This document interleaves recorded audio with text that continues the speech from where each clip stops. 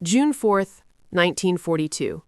Dawn is only a thin blue line on the horizon above the northern Pacific, but the command deck of the Japanese carrier Akagyu is already glowing with the cold, metallic light of war. The air smells of fuel, hot metal, and the faint chemical sweetness of aviation paint.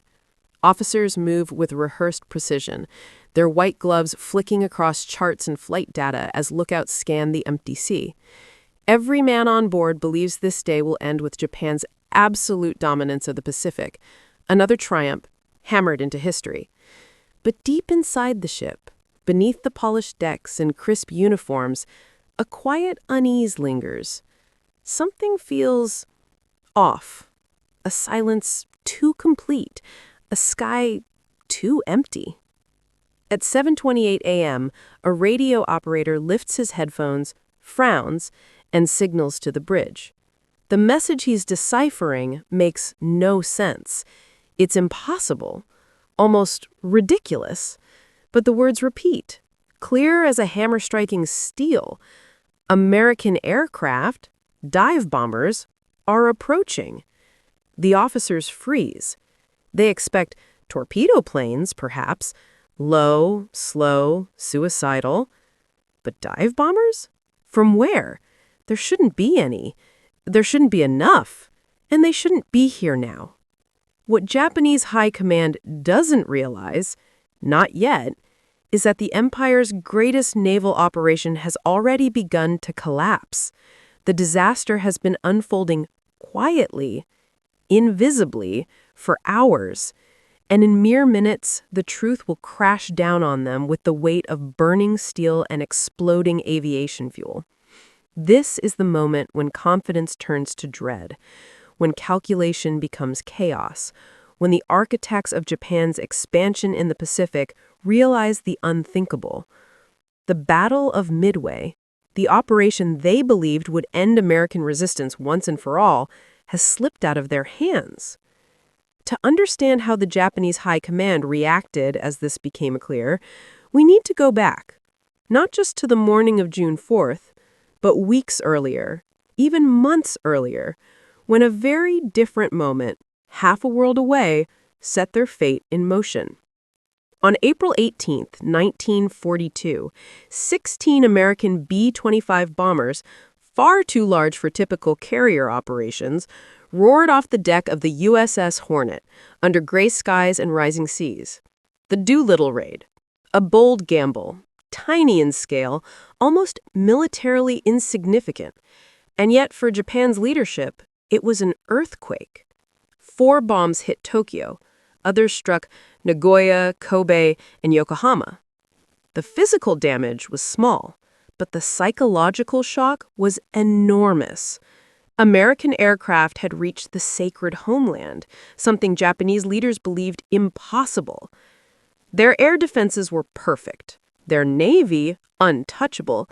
Their empire, unstoppable. But now they were forced to confront a new reality. The Americans were willing to attempt the impossible. And sometimes, impossibly, it worked. In the halls of high command, the aftermath of the Doolittle raid produced a mix of disbelief, shame, and fury. Admiral Hirosuke Yamamoto, the mastermind of the Pearl Harbor attack and commander of the combined fleet, felt personal responsibility. He had promised the emperor Japan would crush American naval power so decisively that the United States could never strike back. And yet the Americans had done exactly that. To restore Japan's honor, Yamamoto planned something enormous. An operation that would not only destroy America's carriers, but seize control of the Pacific permanently. The target was Midway, a tiny atoll, only 5.2 square kilometers of land, a speck in the vast Pacific, but strategically priceless. Midway guarded Hawaii, Hawaii guarded the West Coast. Take Midway, lure out the U.S. carriers, sink them, and the road to American collapse would stretch wide open. That was the plan. Elegant, simple, and catastrophically flawed. Japan's strategy relied on 2 assumptions. First, that the Americans would not know the attack was coming. Second, that the Japanese fleet, 4 heavy carriers supported by battleships, cruisers, destroyers, and submarines, would appear suddenly, strike first, and win before the Americans could even position their forces. But U.S. codebreakers had shattered parts of Japan's naval communications. By late May, American admirals knew exactly where Japan would strike, what forces they would use, and even the operation's date. Japan believed it was setting a trap. In reality, it was walking into one. On the morning of June 4th, as Japanese reconnaissance planes skimmed over calm seas searching for American vessels, the real threat was already in position. 3 American carriers, Enterprise, Yorktown, and Hornet, had reached a hidden location northeast of Midway. They were waiting, watching, ready. Still, when the first wave of Japanese aircraft launched from Akagi, Kaga, Soryu, and Hiryu, Japanese officers felt confident. Their air crews were the finest in the world, veterans of Pearl Harbor, the Philippines, Malaysia, and the Dutch East Indies. Their carriers were floating fortresses, mastering a style of naval warfare the world had barely begun to understand. Japan had more ships, more planes, more experience. Everything favored them. Except that they didn't know they had already been spotted. At 4:30 a.m., the first message reached Admiral Nagumo Chuichi, commander of the carrier strike force. Midway is launching aircraft. Seconds later, American radar detected the incoming Japanese wave. The battle began. Midway's defenses were desperate. The island scrambled bombers, fighters, and attack aircraft, many outdated, many poorly armed, many flown by pilots with minimal training, but they launched anyway. Their goal wasn't accuracy, it was time. If they could distract or disrupt the Japanese fleet long enough, the American carriers lurking nearby might strike the wounded giants where it hurt most. Deep in their hangars, where fuel, explosives, and crowded aircraft turned carriers into floating firebombs. At first, Japan handled the assault with frightening efficiency. Their Zero fighters carved through Midway's defenders, tearing apart formations with ruthless precision. Torpedo bombers burned. Fighters spiraled into the sea.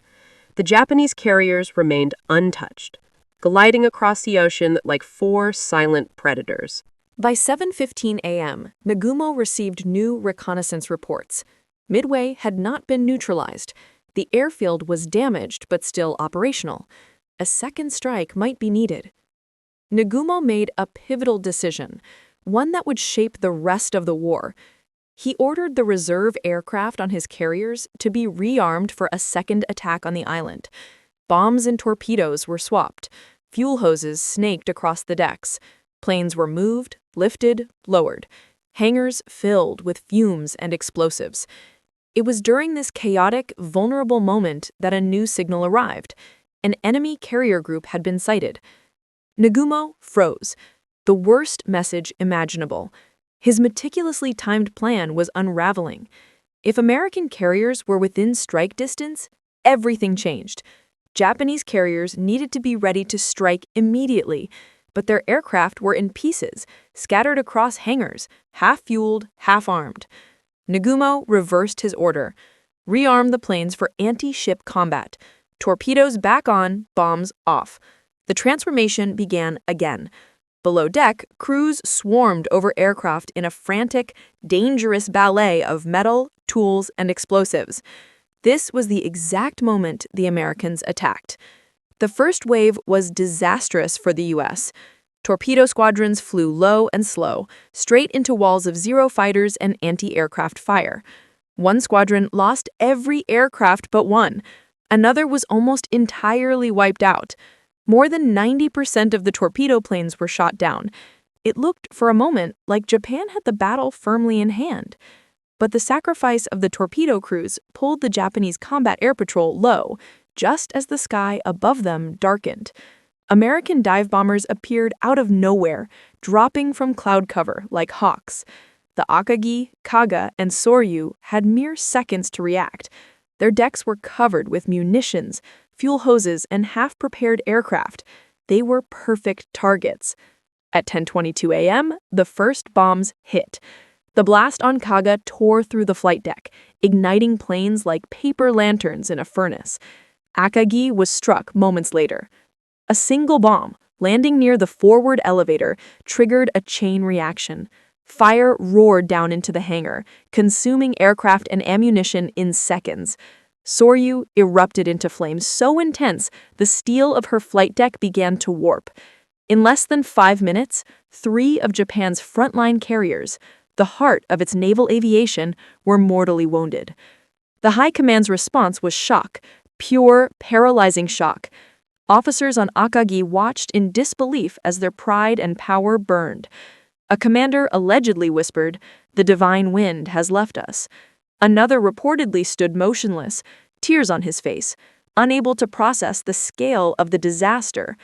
The Japanese strategic plan, years in the making, had collapsed in minutes. But the battle was not over. Hiruyu, the lone surviving Japanese carrier, launched a desperate counterattack, striking Yorktown with remarkable precision. Yorktown burned, then stabilized, then burned again. But even as Hiruyu delivered her final blows, American reconnaissance had already located her position. Late in the afternoon, American dive bombers struck. Hiruyu's flight deck exploded in a towering plume of fire. By nightfall, Japan's carrier strike force, once the most powerful in the world, was finished. The reactions among the Japanese High Command ranged from disbelief to despair to grim resignation. Admiral Yamamoto, flagging aboard his distant battleship, received the reports in fragments. First one carrier lost, then another, then all 4. His staff looked to him for guidance, but Yamamoto said little. His silence spoke everything. The strategic dream of crushing American power with a single decisive blow, the very foundation of Japan's war plan, was gone. In Tokyo, stunned naval officials feared the truth would shatter morale if it reached the public. Reports were softened, details buried. Even the families of the lost air crews were initially told only fragments of what happened. The pride of the Imperial Japanese Navy had been built on the myth of invincibility. Midway exposed that myth, brutally. The long-term impact of the battle cannot be overstated.